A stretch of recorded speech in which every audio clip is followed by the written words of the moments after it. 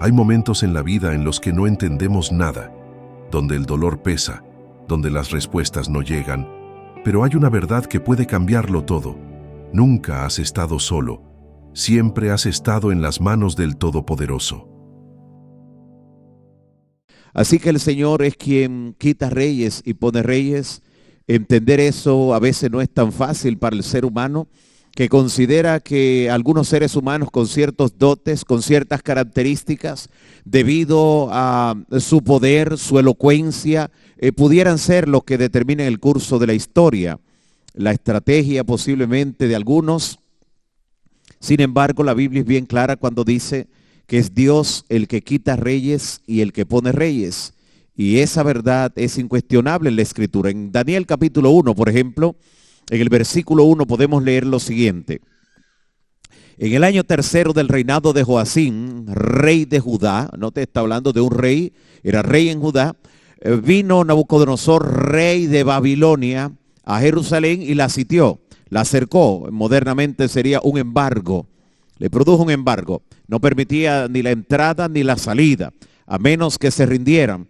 Y el Señor entregó en sus manos a Joacim, rey de Judá. ¿Quién lo entregó en sus manos? El Señor. Fue determinación del Señor que el rey de Judá fuera tomado cautivo por el rey de Babilonia y parte de los utensilios de la casa de Dios y los trajo a la tierra de Sinar en la casa de su Dios, a quien adoraba Nabucodonosor hasta ese momento. Así que la caída de un rey y la victoria de otro rey, el llevar cautivo a un rey como parte del botín de guerra, fue parte del designio divino. El Señor, dice en el versículo 2, entregó en sus manos a Joacim. No fue por la capacidad militar de Nabucodonosor, no fue porque tuvo una mejor estrategia, no fue porque tenía un ejército más grande, porque conocemos en la historia bíblica reyes que lograron con pocas personas derribar grandes naciones. Y tenemos el ejemplo de uno de los jueces en Israel, llamado Gedeón, que venció un ejército de 135,000 soldados. ¿Con cuántos hombres? Con 300 hombres, los famosos llamados los 300 de Gedeón. Así que no se debe a la cantidad, sino al designio divino definitivamente. También en Daniel capítulo 5, el propio rey de Babilonia en su momento ya era un nieto de Nabucodonosor, llamado Belsasar. Dice de él lo siguiente, aquí presenta ahora la caída de Babilonia. Hace un ratito vimos la caída de Judá en mano de Babilonia, le llegó el turno a Babilonia. Y dice en Daniel capítulo 5, hablando el profeta, esta es la interpretación del asunto. Dios contó tu reino y le ha puesto fin. ¿Quién le puso fin al reino? Dios. Pesado ha sido en balanza, o sea, Dios ha ejecutado juicio, ha hecho justicia. Pesado ha sido en balanza y fuiste hallado falto. Y finalmente tu reino ha sido roto y dado ¿a qué imperio? A los medos y a los persas. El imperio medo-persa, un imperio combinado, Darío el medo y Ciro el persa, pues lograron combinar sus ejércitos y formar un gran imperio que logró vencer a Babilonia. La noche que se describe allí en el capítulo 5 de Daniel fue la noche del 12 de octubre del año 539 antes de Cristo. Esa noche Belsasar, aunque sabía que estaba sitiado, rodeado por los ejércitos de Ciro y Darío, él decidió hacer una fiesta como para mostrar autoconfianza, para demostrar que no le preocupaba el cerco policial, el cerco militar que tenía alrededor. Él se puso a celebrar una fiesta y convocó a 1000 de sus príncipes. Y en medio de la fiesta y de la borrachera, se le escapó cerrar las compuertas que daban acceso a la ciudad, a través del curso del río, del Éufrates, que era el único lugar por donde se podía accesar. Eso combinado con un desvío que hicieron del curso del río, logró finalmente vencer a Babilonia. Y es allí donde los medos y los persas entonces ascienden al trono. En el capítulo 10, Dios también le da detalles mediante el ángel Gabriel al profeta Daniel de la caída también de los medos y los persas. ¿Cuándo caería el imperio persa? Que sería sucedido por el imperio greco-macedónico, el imperio de Grecia, de Alejandro Magno, Alejandro el Grande. Dice en Daniel 10:20, él me dijo, ¿sabes por qué he venido a ti? Le pregunta Gabriel, el ángel, a Daniel. Pues ahora tengo que volver para pelear contra el príncipe, ¿de dónde? De Persia. Y al terminar con él, el príncipe de Grecia, ¿qué cosa? Vendrá. Se estaba refiriendo justamente a Alejandro Magno, Alejandro el Grande. Así que estamos mirando aquí, número 1, cuando Babilonia lleva cautivo a Judá, todo el reino de Jerusalén es llevado cautivo. Entre los cautivos van Daniel, Ananías, Misael y Azarías, que ya hemos visto durante la semana el actuar de ellos, la fidelidad a Dios. Pero vimos también hace un momento la caída de Babilonia. Vemos ahora que aquí se está hablando de la caída de Persia para dar paso al imperio de Grecia. De paso, después de Grecia, el próximo imperio, el que venció a Grecia en su momento, fue el imperio romano. Ya del imperio romano nos hablan los evangelios, por eso nos habla mucho de soldados romanos, de centuriones romanos. En ese entorno, durante ese imperio, es que se desarrolla el ministerio terrenal de Cristo y también la iglesia naciente, la iglesia apostólica, la iglesia primitiva, se desarrolla también durante el imperio romano. En la Biblia se presenta una historia ininterrumpida de la caída y el levantamiento de imperios, de naciones, pero todo ello se presenta como algo que ocurre debido a la voluntad del Todopoderoso. Dios quita reyes y ¿qué cosa? Y pone reyes. Y hemos visto ya varios ejemplos en la Escritura. De paso, en Profetas y Reyes, página 366, dice, en los anales de la historia humana, el desarrollo de las naciones, el nacimiento y la caída de los imperios, parecen depender de la voluntad y las proezas de los hombres. ¿Cuál es la palabra clave? Parecen. Dice, es que este candidato fue más audaz. Este candidato logró convencer al público, como dicen a veces los periodistas, logró conectar con el pueblo, con la nación, vendió un mejor proyecto de nación, un mejor proyecto de gobierno. No se debe absolutamente a nada de eso.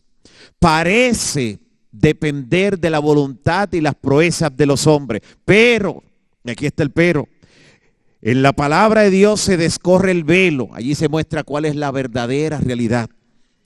Y encima, detrás y a través de todo el juego y contrajuego de los humanos intereses, porque sí, hay intereses humanos que aspiran, que quieren, que les gustaría, pero detrás, por encima y a través de todo el juego y contrajuego de esos intereses humanos, del poder y las pasiones, contemplamos a los agentes del que es todo misericordioso, que cumplen silenciosa y pacientemente los designios y la voluntad de Él. ¿Alguien dijo amén? ¿Cuáles son esos agentes que de manera invisible ejecutan en forma silenciosa y paciente la voluntad de Dios? ¿Cómo se llaman esos agentes? Los ángeles. Ya vimos cómo el ángel Gabriel le dijo, yo he venido a ti para decirte, voy ahora donde el príncipe de Persia, y cuando acabes con él, entonces vendrá el príncipe de Grecia. Llegará el momento. Así que los ángeles juegan un papel muy trascendente en lo que tiene que ver con cumplir el designio divino, en el levantamiento y la caída de las naciones, levantamiento y caída de los imperios. Todo ocurre de acuerdo al plan divino. El mundo no está sin gobernante. El programa de los asuntos venideros está en las manos del Todopoderoso. Y eso nos da seguridad. Eso nos dice que no ocurren las cosas por casualidad en nuestro mundo. Cuando se trata de las naciones, de los imperios, de la política, de lo que ocurre con los ejércitos, Dios definitivamente está en control. Y Dios tiene un tiempo para todo. Un tiempo para todo. Utilizamos mucho una expresión en los últimos años, el tiempo de Dios. Y decimos que el tiempo de Dios es perfecto. Por eso cuando Cristo vino en su primera venida, la Biblia dice, mas venido el cumplimiento del tiempo, así dice en Gálatas 4:4. O sea, Cristo no nació en cualquier momento. Y ya vimos una profecía de las 70 semanas, ¿recuerdan? 70 veces 7, que indicaba la venida del Mesías. Venido el cumplimiento del tiempo, Dios envió a su hijo nacido de mujer. De igual manera, en los días de Noé, cuando Dios llamó a Noé para que predicara acerca de un diluvio que vendría a la generación, Él les dijo, mira, los días de esta generación serán, o sea, le quedan, ¿cuántos años? 120 años. 120 años que duró predicando Noé. Dios tenía un tiempo específico para eso. Ni uno más, ni uno menos. De igual manera, para la liberación de Egipto, Dios le habló a Abraham y le dijo que eran 430 años. Y hemos leído en Éxodo capítulo 12 que el mismo día que se cumplieron los 430 años, el mismo día salieron las huestes de Israel desde Egipto, liberados por el Señor con mano poderosa y brazo extendido. Ni un día antes, ni un día después. Ya vimos lo de los 490 años para la venida, la primera venida del Mesías. Y también para la venida de Cristo hay un tiempo definido. Solo que el día y la hora, ¿quién lo sabe? Nadie. Pero Dios tiene un tiempo para la segunda venida de Cristo. Y por eso vemos que en la Biblia se habla acerca de por qué Cristo todavía no ha venido. Y mire lo que dice el apóstol Pedro en Hechos 3:21. Es necesario que Él permanezca, ¿dónde? En el cielo hasta que llegue el, ¿qué cosa? El tiempo de la restauración, ¿de cuánto? De todas las cosas como Dios ha anunciado desde hace siglos por medio de sus santos profetas. Es necesario que seas retenido hasta que llegue el tiempo, ese tiempo que esté en el conocimiento divino y de lo cual los seres humanos no conocemos ni el día ni la hora. No conocemos eso. Pero en 2 Tesalonicenses capítulo 1, versículo 7, el apóstol Pablo, hablando de ese momento, del evento de la venida de Cristo, dice: cuando se manifieste el Señor Jesús desde el cielo con los ángeles de su poder en llama de fuego, para dar retribución a los que no conocieron a Dios ni obedecieron al evangelio de nuestro Señor Jesucristo. Cristo viene pronto. Por eso el Señor Jesús dice en Mateo 24:44, también ustedes deben estar, ¿qué cosa? Preparados. Y por eso durante esta semana no solo hemos estado estudiando la palabra de Dios para crecer en la gracia y estar preparados, sino que se ha aperturado la oportunidad para que toda persona que quiera nacer de nuevo e inscribir su nombre en el libro de la vida, también venga a prepararse en el nombre de Cristo Jesús. También ustedes deben estar preparados porque el Hijo del Hombre vendrá cuando menos lo esperen. Y aquí está la primera pista. ¿Cuándo vendrá? Cuando menos lo esperen. ¿A qué se refiere eso de que cuando menos lo esperen? Bueno, cuando hay guerras y rumores de guerra, hay gente que dice, bueno, parece que Cristo viene porque hay guerras y rumores de guerra. Pero la Biblia no dice que en medio de una guerra Cristo vendrá. Jesús menciona las guerras y dice, habrá guerra, rumores de guerra, pestilencia, hambre, espada, pero todavía no es el fin. Todavía no es el fin. Pero la Biblia dice que cuando digan paz y seguridad, entonces vendrá, ¿qué cosa? Ahí no está hablando de un tiempo de guerra, está hablando de un tiempo de ¿qué? De paz. Atención y ojo con eso. Por eso Jesús dice, deben estar preparados porque el Hijo del Hombre vendrá justamente a la hora que no pensáis. La venida de Cristo será sorpresiva. Por eso sus discípulos se acercaron aparte y le dijeron al Señor Jesús, Señor, dinos, ¿cuándo serán estas cosas? ¿Qué señal habrá de tu venida y del fin del mundo? ¿Cuándo? Y entonces a esa pregunta de los discípulos, el Señor Jesús, entre otras cosas, le dijo, porque se levantarán falsos cristos. Mirad que nadie os engañe, porque se levantarán falsos cristos y falsos profetas y harán grandes señales y prodigios, de tal manera que engañarán, si fuere posible, ¿aún a quiénes? Aún a los escogidos. Con razón dice Cristo, no todo el que me dice, ¿qué cosa? Señor, Señor. Y aquí Jesús está dando una señal en el mundo religioso. Una señal en el mundo religioso. Está hablando de que debemos cuidarnos de engaños dentro del mundo religioso, porque no todo el que le dice Señor, Señor entrará en el reino de los cielos. Ya habló de que con grandes señales y milagros algunos van a engañar. Así que tendrán una imitación, una falsificación del poder del Espíritu Santo. Por eso no es solo el que le dice Señor, Señor. Incluso algunos le van a decir en aquel día, dice Cristo, Señor, Señor, pero no profetizamos en tu nombre y en tu nombre echamos fuera, ¿qué cosa? Demonios, y en tu nombre hicimos muchos milagros. Pareciera que al que está reclamando eso, Cristo le dice, oh sí, se me estaba olvidando, pero tú eres de los míos. Pero no.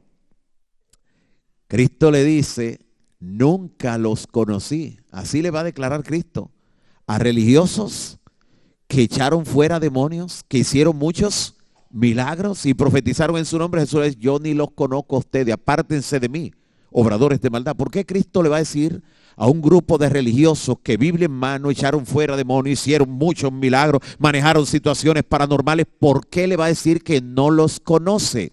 En 1 de Juan 2:4 está la clave. Dice la palabra, el que dice yo lo conozco y no guarda sus mandamientos, el tal es un mentiroso y la verdad no está en él. Con razón nosotros podemos ver y escuchar en nuestro tiempo cómo desde cientos y miles de púlpitos de iglesias se enseña que no hay que obedecer los mandamientos de Dios, que no hay que obedecer la ley, que eso era para otro tiempo, que eso fue clavado en la cruz. Y aunque la Biblia no dice eso en ningún lugar, son mentiras que se han repetido tanto en el mundo religioso que ya hay gente que cree que es verdad.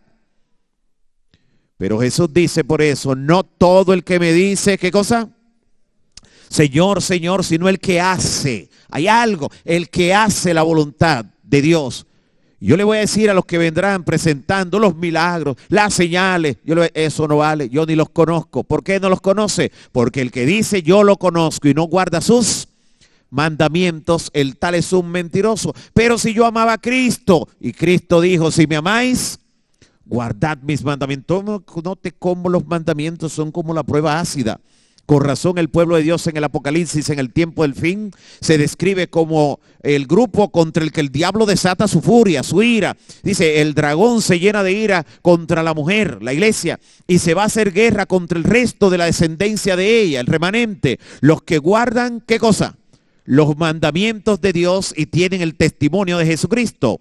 Luego, cuando la bestia, el anticristo, desata su furia contra el pueblo de Dios porque no acepta la marca, ni el número, ni su nombre, porque tiene el sello de Dios, dice la Biblia en Apocalipsis 14:12, aquí está la paciencia de los santos. Aquí están los que guardan los mandamientos de Dios y tienen la fe de Jesús. Bendito sea el Señor. El Señor Jesús dijo, mirad que nadie os engañe. Una y otra vez repitió eso en Mateo 24. Mirad que nadie os engañe porque vendrán muchos en mi nombre diciendo yo soy el Cristo y a muchos engañarán, no a pocos. Dice, pero si Cristo lo advirtió hace casi 2000 años, ¿por qué tantos serán engañados? Porque no todo el que se acerca a la verdad finalmente la acepta.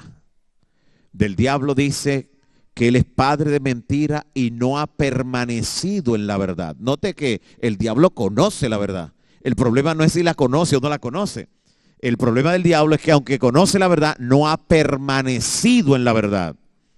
Y por eso la palabra de Dios nos dice que el que persevere hasta el fin, ese será salvo. Y Jesús, después de presentar todas las advertencias, todos los engaños que vendrán, dice, he aquí, os lo he dicho, ¿cuándo? Antes. Se lo dije antes. ¿Sabe lo que significa esa advertencia? Porque cuando los padres le dicen a los hijos, mira, no salgas por esto, te quedas aquí haciendo esto, y después al final le dice, te lo dije antes. ¿Sabe lo que le está diciendo? Si finalmente transgredes ese mandato, no tienes excusa, porque ya yo te lo dije antes, te lo avisé antes. Jesús, después de advertir que vendrán engaños en el mundo religioso con relación a su venida, dice entonces en Mateo 24:26, así que si os dijeren, aquí nos va a dar detalles de algunos de los engaños en el mundo religioso. Así que si le enseñan, si le dicen, mirad, está en el desierto, ¿qué cosa? No salgan, no vayan, no le crean. Pero ¿cómo el desierto? El desierto, un lugar inhóspito, en el desierto no viven personas. Decirnos que Cristo viene en el desierto es lo mismo que enseñarnos que Cristo viene de manera secreta, donde no hay gente. Secreto. ¿Será que en el mundo religioso algunos están enseñando que Él viene de manera secreta? Parece que sí. Y luego dice, o si le dicen que mira, he aquí en las cámaras, está en los aposentos, no le crean. Mientras el desierto es un lugar inhóspito donde no vive nadie, el aposento es un lugar privado donde no entra todo el mundo. ¿Será que algunos en el mundo religioso también están enseñando que Cristo ya vino y solo un pequeño grupo lo está mirando? Parece que sí. Porque hace casi 2000 años Cristo advirtió que en el mundo religioso unos enseñarían que Él vendría de manera secreta o en el desierto y otros enseñarían que vendría de manera privada, en los aposentos o en las cámaras. ¿Y por qué no debemos creerle al que nos dice que Jesús viene de manera secreta o nos dice que ya vino y solo un pequeño grupo lo puede ver, que tiene ojos espirituales? Porque como el relámpago, ¿qué cosa? Que sale del oriente y se muestra hasta el occidente, así será la venida del Hijo del Hombre. Amén. ¿Y cómo es el relámpago? Cuando está relampagueando, ¿alguien tiene que avisarle? No. Eso es un reflejo de lo que dice Apocalipsis 1:7. He aquí que viene con las nubes y todo ojo. Eso lo dice la Biblia. Y si la Biblia lo dice, yo lo creo. Note cómo Jesús va en forma ascendente en su enseñanza, de manera progresiva, y nos está diciendo, no crean todo lo que en el mundo religioso van a decir, no crean al que solo dice Señor, Señor, sino al que hace la voluntad. Los mandamientos son la clave, le está dando las características. Luego dice, si les dicen que yo ya vine, si le dicen que vengo de manera secreta, no crean. ¿Pero por qué? Porque como el relámpago, el fenómeno del relámpago es algo totalmente visible y audible. Eso es lo que ocurre cuando ocurre el relampaguear, el tronar. Y Jesús está comparando su venida a ese fenómeno. Aunque usted tenga los ojos cerrados, cuando ocurre un relámpago, usted percibe que hubo un resplandor inusual. Le da la sensación como de que se apagó una luz o de que se alumbró algo, pero le da esa sensación. ¿Por qué Jesús dice como el relámpago que sale del oriente y se muestra hasta el occidente? ¿Por qué no dice como el relámpago que se ve de norte a sur? ¿Por qué utiliza esos dos puntos cardinales? Porque si usted viaja de norte a sur, no le da la vuelta completa al planeta, porque ahí están los polos, polo norte y polo sur. Está hablando de un solo lado del planeta. Pero cuando dice de oriente a occidente, cuando usted viaja de oriente a occidente no va a encontrar polos. Así que lo que va a hacer, por más que viaje, darle la vuelta completa, ¿a qué cosa? Al mundo, al planeta. La venida de Cristo será así. Se proyectará desde el oriente, circuirá todo el globo y todo ojo le verá. Alabado sea el nombre de Cristo.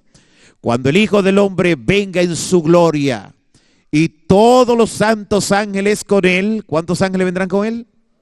Todos. Ningún ángel quiere quedarse en el cielo y perderse el acontecimiento más grande, la segunda venida de Cristo.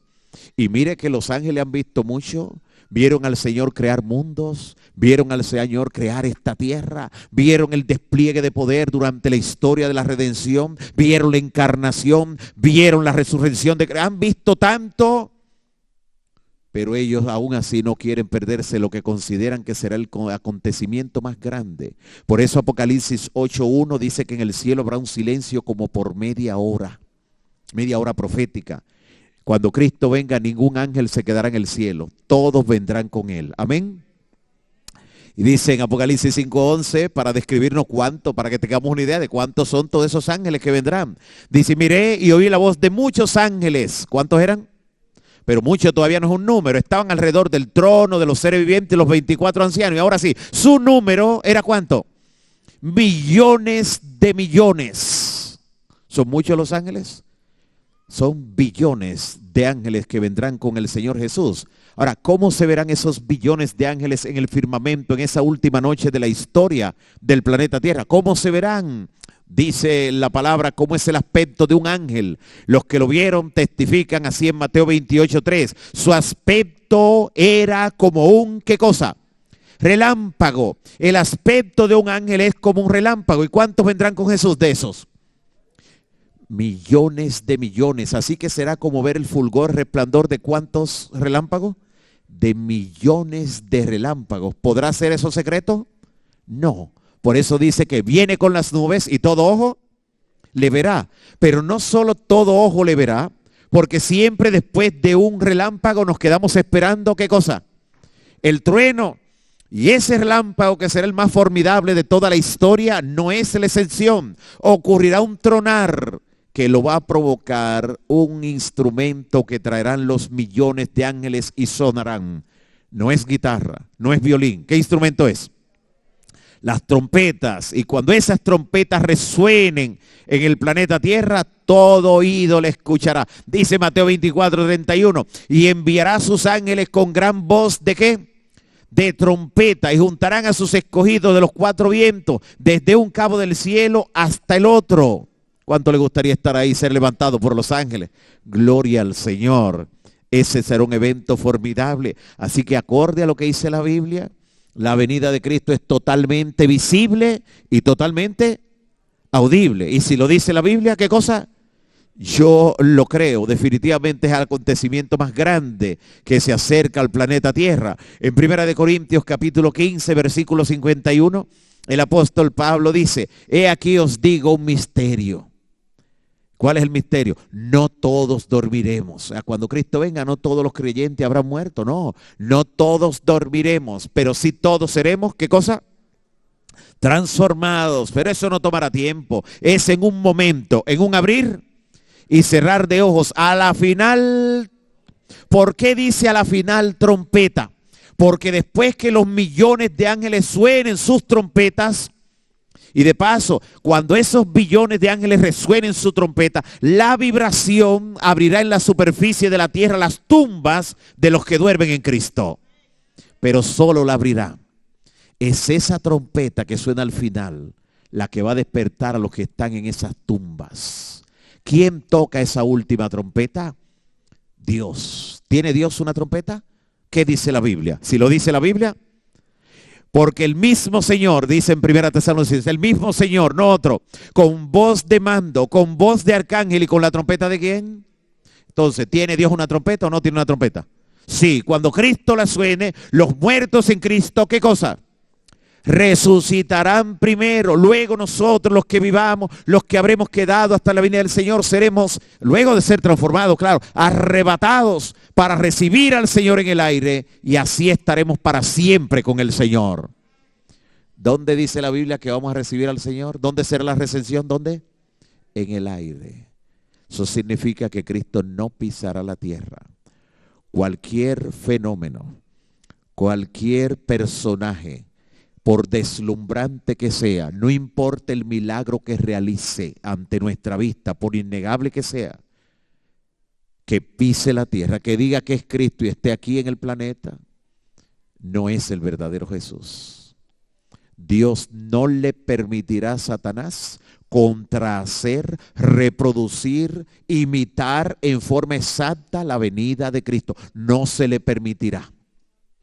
Así como en el Monte Carmelo no se le permitió hacer descender, ¿qué cosa? Porque él podía, ¿tenía poder o no tenía poder? Pero Dios no se lo permitió.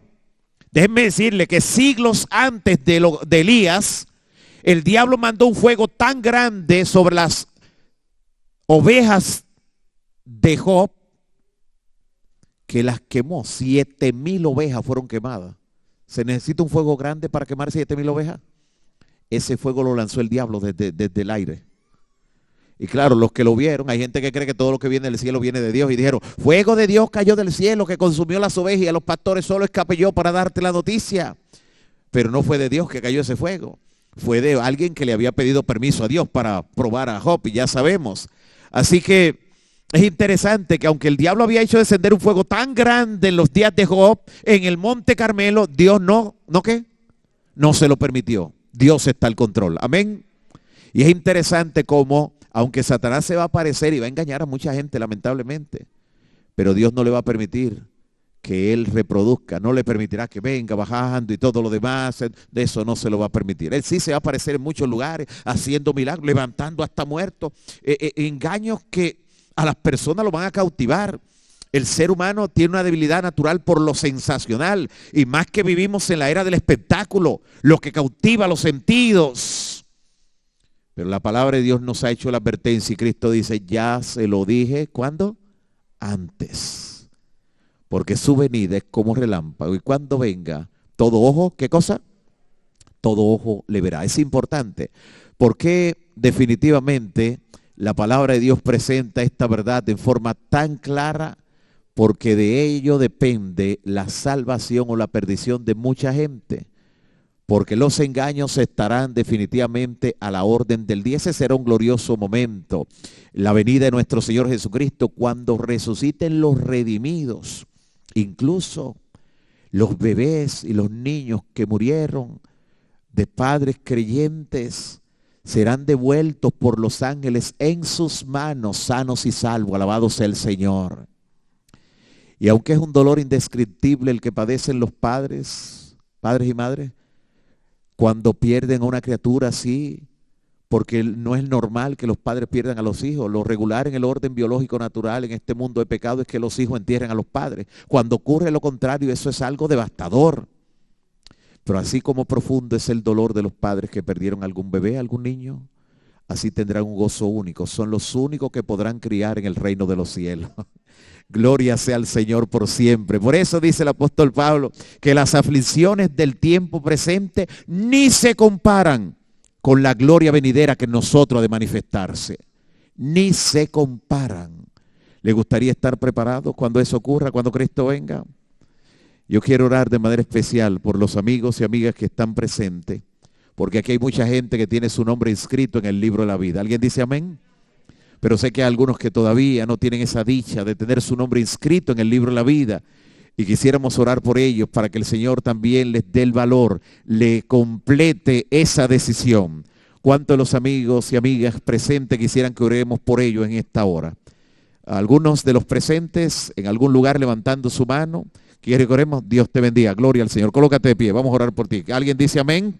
Amén. ¿Alguien más se coloca de pie en esta hora? Si hay algún otro amigo o amiga allí donde esté, queremos orar por él o por ella en el nombre del Señor. ¿Hay alguien más?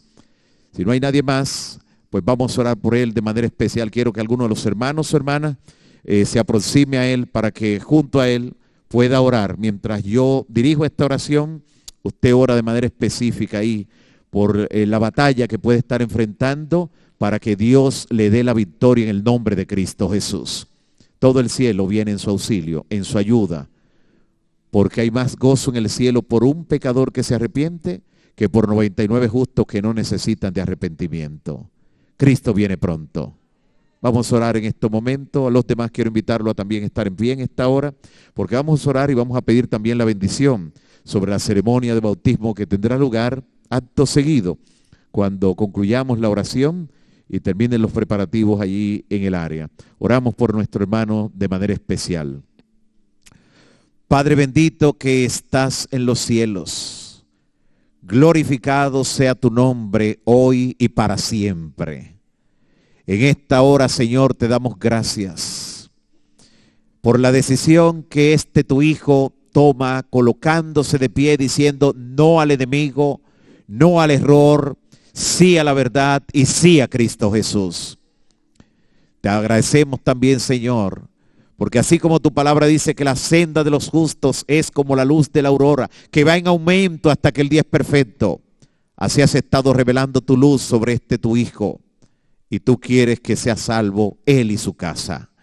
Por eso él decide colocarse de pie, Señor, para que tú le renueves sus fuerzas y tú confirmes esa decisión que está en su corazón, para que también esta semana su nombre se inscriba en el libro de la vida. Y las personas que dependen de él, que al ver su decisión y su valor, también puedan ser atraídas con cuerdas de amor hacia la verdad. Tú conoces sus luchas, sus batallas. Por eso en este momento nuestro hermano también ora por él. Ora intercediendo de manera especial por su nombre frente al trono de la gracia. Y tú envías a tu ángel poderoso para revestirle de poder y para confirmar su decisión. Señor, danos el gozo de ver en esta semana que su nombre también se inscribe en el libro de la vida. y acepta su decisión en esta hora, perdona sus pecados, cúbrele con la sangre de Cristo y en tu nombre que sea más que vencedor. También confirma a todos los que están de pie en esta hora, rebautízalo con tu Santo Espíritu. Bendice la ceremonia de bautismo que ha de continuar, Señor. Que tu Espíritu Santo siga moviéndose sobre las aguas y tú sigas añadiendo a tu iglesia cada día y cada noche los que han de ser salvos. En el nombre de Jesús, en el nombre de Jesús, en el nombre de Cristo Jesús. Amén, amén. Mira y vive en Jesús.